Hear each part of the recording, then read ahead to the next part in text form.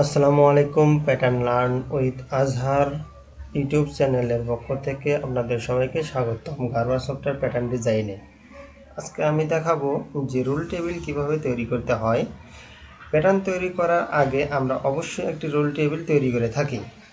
তো আজকে আমি দেখাবো যে কিভাবে রুল টেবিল তৈরি করে আর রুল টেবিলটা কিভাবে ব্যবহার করে, রুল টেবিলটার কাজ কী।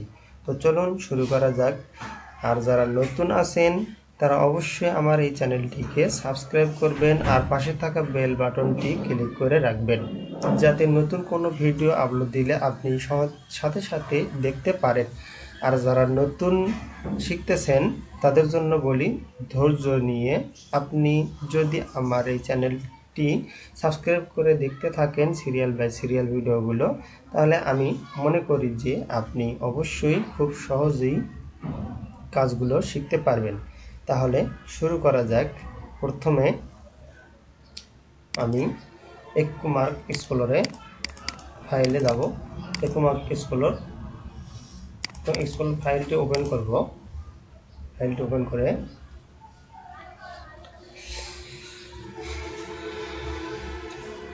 একুমার্ক এক্সপ্লোর ফাইলটি ওপেন করার পর এখানে কিছু অপশন আসবে। তো আমি যেহেতু আমি নতুন, আমি রুল টেবিলটি তৈরি করব কিভাবে। রুল টেবিলটি তৈরি করার জন্য আমাকে একটি ফাইল তৈরি করে নিতে হবে।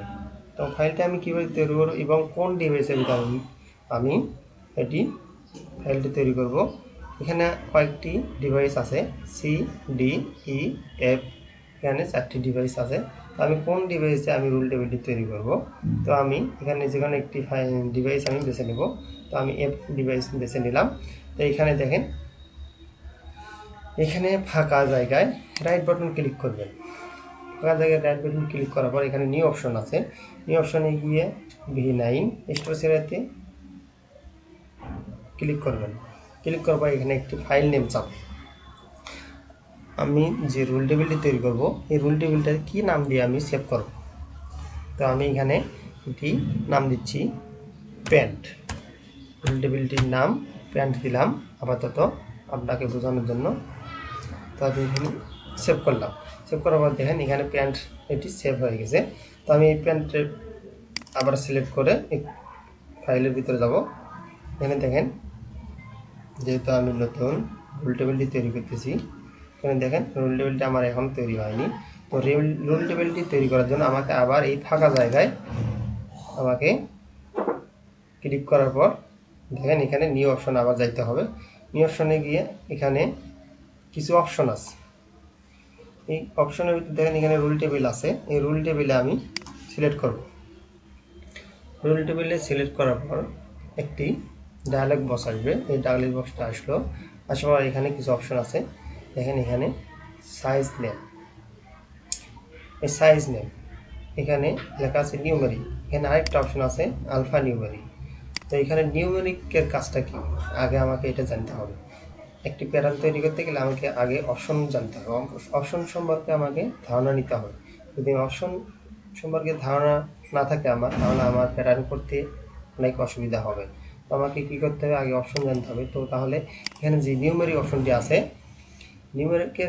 নিউমেরিক অপশনের কাজটা হচ্ছে সংখ্যায় সাইজ। আমি যদি এখানে দেখেন, আমি যে রুল টেবিলটি তৈরি করব, তো বাইরে থেকে যে প্যাটার্নটা তৈরি করতে হবে বা যে স্পেকটা দেখে প্যাটার্নটা তৈরি করতে হবে, সেই স্পেকে আমার কিছু সাইজ দেওয়া আছে।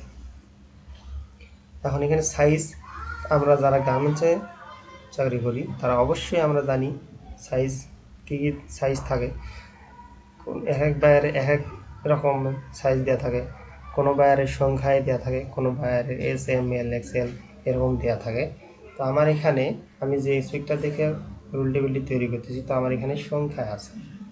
তো আমি আপনাদের দুইটাই আমি দেখাবো, এই নিউমেরিক অপশনের কাজ কি আর আলফা নিউমেরিক অপশনের কাজ।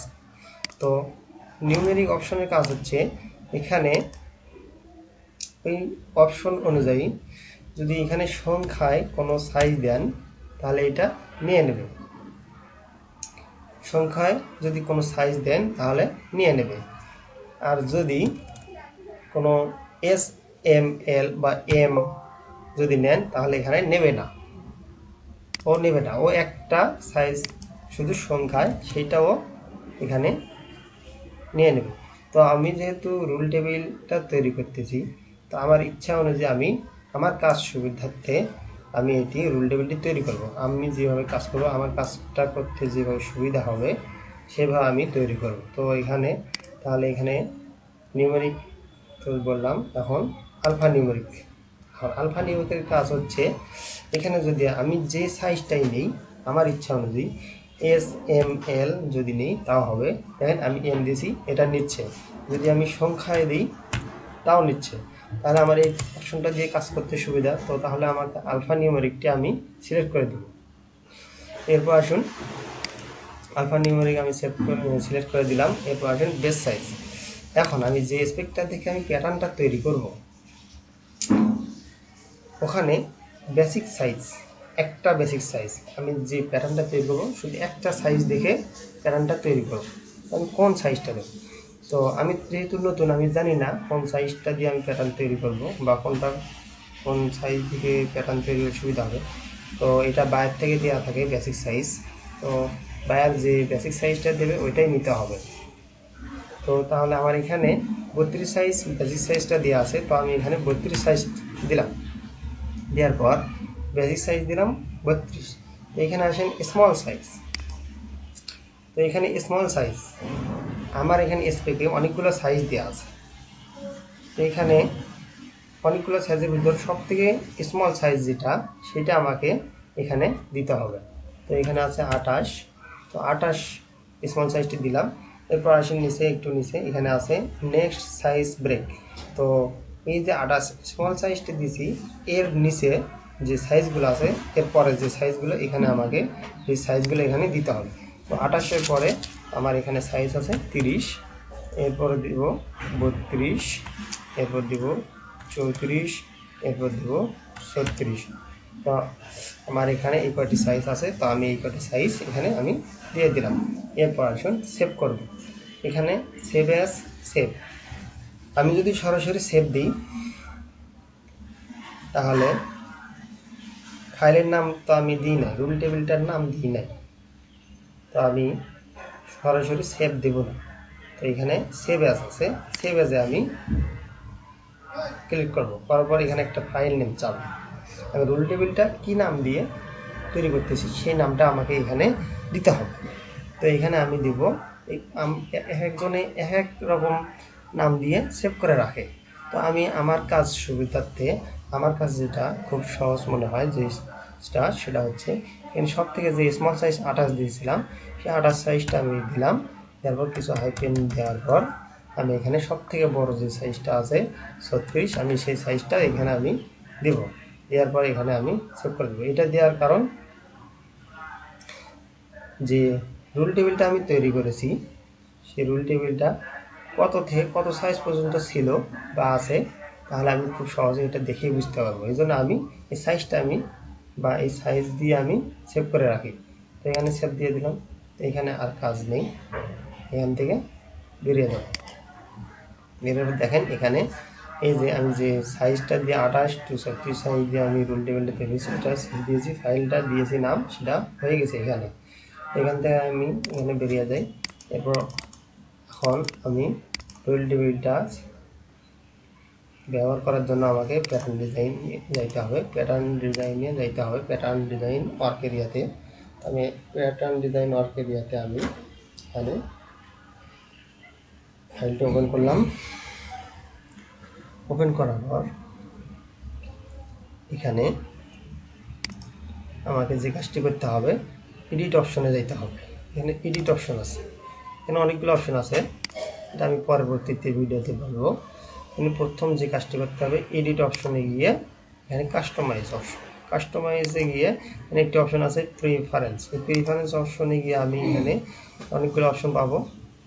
এখানে আমার যে রুল টেবিল তৈরি করার যে অপশনটির দরকার সেটা হচ্ছে পাথ অপশনে আমি ক্লিক করব।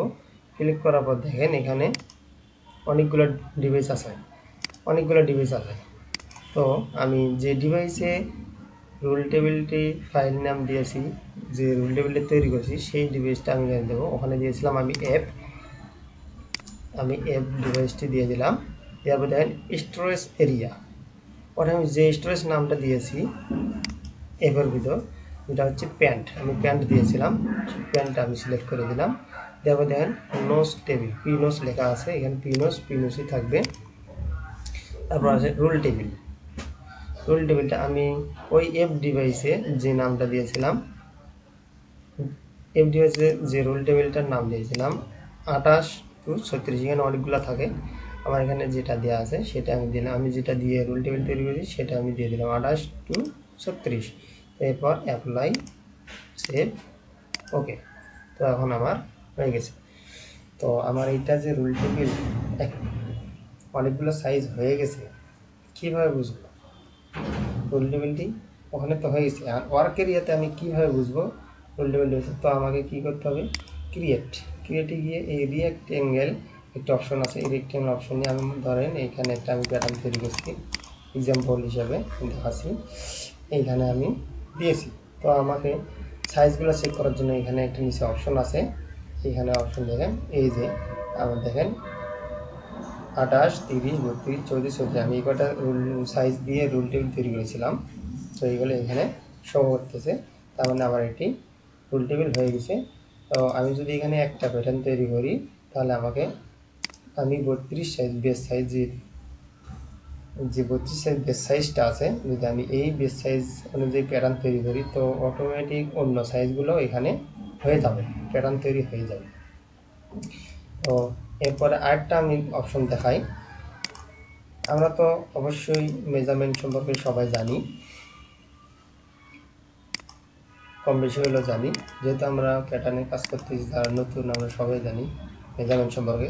তো ওয়ার্ক এরিয়াতে এখানে কাজ করতে গেলে কিছু অসুবিধা হইতে পারে, সেটা হচ্ছে এটা ইঞ্চিতে মেজারমেন্ট আছে না সিএমএ মেজারমেন্ট আছে, আমি কিভাবে বুঝবো? তো আমাকে ইঞ্চিতে আছে না সিএমএ আছে এটা বোঝার জন্য আমাকে আবার ওই এডিট অপশনে যেতে হবে। যাওয়ার পর এখানে ইউজার এনভায়রনমেন্ট আছে, ইউজার এনভায়রনমেন্ট অপশনে গিয়ে এখানে দেখেন একটা মেট্রিক অপশন, এখানে ইম্পেরিয়াল অপশন আছে। এখন এখানে ইম্পেরিয়াল অপশন হচ্ছে একটা ইঞ্চিতে, আর মেট্রিক অপশনে হচ্ছে সিএমএ,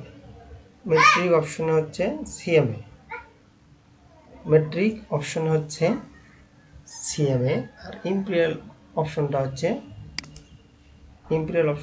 ইঞ্চিতে। তো আমি যেহেতু আমার এই স্পেকটা সিএমএ আছে, তো আমাকে মেট্রিক অপশনে গিয়ে সিলেক্ট করে নিতে হবে, দিয়ে এখানে সেভ দিলেই চলবে, সেভ দিলে হবে, সমস্যা নেই। আমি সেভ করে দিলাম, দিয়ে এখানে আমি কেটে দিলাম। তো আমি ওয়ার্ক এরিয়াতে কীভাবে বুঝবো আমার এটা ইঞ্চিতে হয়েছে নাকি সিএমএ হয়েছে, কীভাবে বুঝবো? তো আমার এখানে দেখেন নিচে এখানে একটা অপশন আছে, এই যে আমি ওখানে মেট্রিক দিয়েছিলাম সিএমএ, তো মেট্রিকটা হচ্ছে সিএমএ, এখানে যে অপশনটা এখানে সিএমএ হয়েছে। তো বন্ধুরা আজকে এই পর্যন্তই। যদি আমার এই ভিডিওটি ভালো লেগে থাকে, পরবর্তী ভিডিও পাওয়ার জন্য যারা এখনও সাবস্ক্রাইব করেন নাই তারা অবশ্যই সাবস্ক্রাইব করবেন। ধন্যবাদ।